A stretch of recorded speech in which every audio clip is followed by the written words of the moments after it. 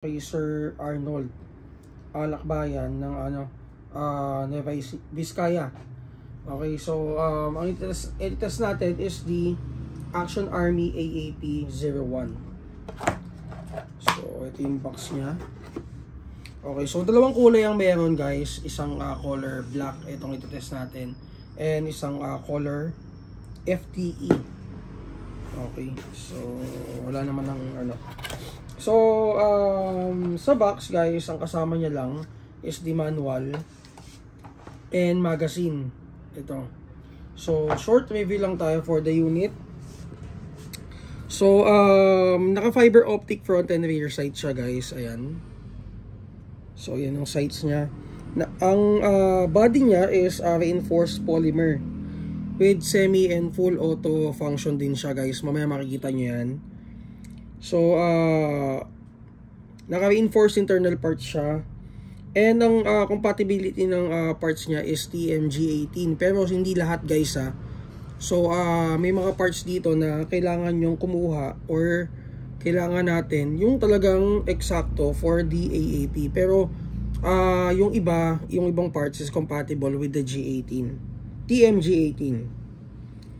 Okay, so, magazine capacity is 30, same with the Glock magazine. So compatible din sa kanya TMWE, King Arms at saka KJ Works magazine. So Glock magazine, so hindi ka mahirapan humanap ng magazine ito, spare mag. So FPS is around 340 out of the box and ROF is 21 per second. Okay. So, guys, ito yung full auto niya. So, dito yung selector niya.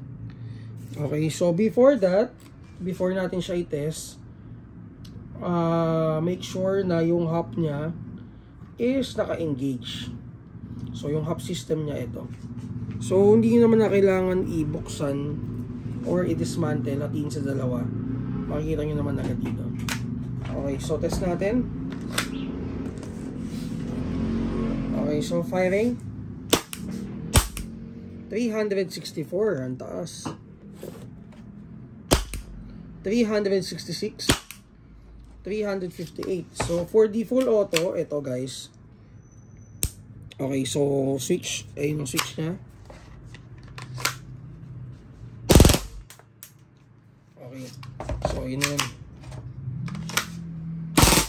Okay, so and slide stop na. So again, this is the Action Army AAP-01. So dalawang version na yan, may AAP-01C pa, which is yung maliit na version. Pero itong tinest natin is the 01